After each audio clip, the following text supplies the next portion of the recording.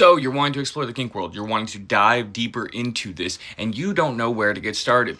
Perfect. Take some notes. I got you. Now, is this going to be the end-all, be-all of kinky guides to teach you how to be the ultimate submissive or the ultimate dominant? No, not even fucking close. But is this going to be the jumping off point? Is this going to be the diving board for you to jump into the pool to get your toes wet? Yes. Yes, it is. So let's do this. Number one, you're going to go to Google. You're going to take the BDSM test. All right, Google BDSM test. That's simple. I think it's like the first or second website that's going to pop up on there. You're going to take that test. And is this test the end-all, be-all of tests? No. Is it the perfect, most ultimate test that's going to tell you everything that you're into perfectly? Fuck, no, it's not. It is a flawed test, flawed questions, etc. But you're going to take it and take the test results at the end, and you're going to use it as a jumping off point, as a guideline to get you started. Now, a big part about this test is going to be actually answering the questions thoroughly and honestly to yourself, to the best of your abilities, right? So what you want to do is not take it in front of your partner, not take it with your partner. Take it at separate times. You fill it out open and honestly by yourself, to yourself, and how you think the question should be answered. Not on how you think your partner would like the questions answered. How you want them answered. You answer it honestly and truly. And at the very end, you're going to be left with some test results, right? So now you're going to take your test results and you're going to take your partner's test results and you're going to see what cross-pollinates with each other. If it says you're a rope bottom and you're a rope top, we're going to maybe go buy some rope and start watching some YouTube videos on how to practice rope safely. If it says that, oh, you're into being smacked around and you're into smacking people around, we're going to connect those two and start doing those safely. Now, how do we actually start to explore this though, right? Like you read this now and I've read this now and we started to research into our different things, but now how do we actually go into a play scene together? Well, first of all, we're going to agree and we're going to talk about it, right? So we're going to sit here and we're going to communicate on what we want, what our expectations are going to be for this first play scene, you know? How do you want to play? How do I want to play? What can we agree on? And now the way that we're going to do this is we're going to set a 2 to 5 minute timer. That's it. Okay? Right when that timer starts, one of you is the submissive and you're playing that role. One of you is the dominant and you're playing that role.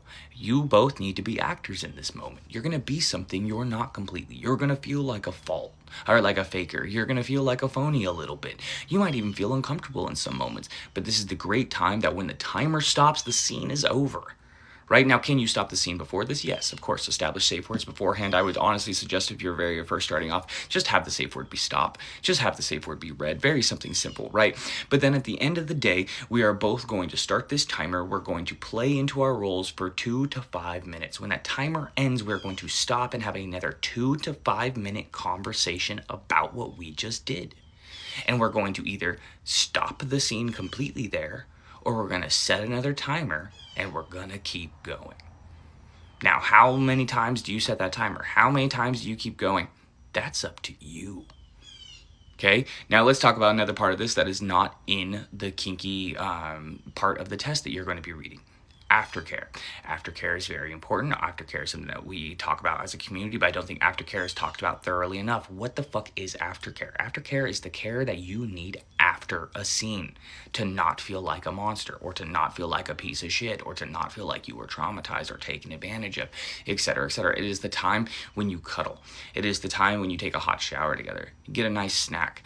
But also, it is the time for individualistic needs to be met. Some people want to be left alone. Some people want to be cuddled and talked about the scene. Some people want to talk about the scene the next day because they don't even want to communicate about it right then. Some people just want a sweet treat. Some people don't need fucking anything, you know, but it's individualistic. So what you need and what you want is something you need to communicate. Now, how do you know what your wants and needs are before you even start this? You don't. Set some basic boundaries of what you think that you're going to need for aftercare on the first time you do this. And then as you go into the aftercare, really think about it when you're in that aftercare. If you need something in that moment, communicate it with your partner. Now, what do you do if your partners and you's wants and needs for aftercare are different? One of you wants to be left alone. One of you wants to cuddles and coddles and to be talked to. What the fuck do you do here? You compromise. That's what all of this is about, is communication, compromise, and understanding.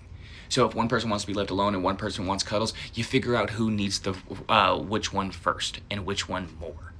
If one person really needs that cuddles, cool, I'm gonna give you 10 minutes of cuddles, but that's all I can mentally stand.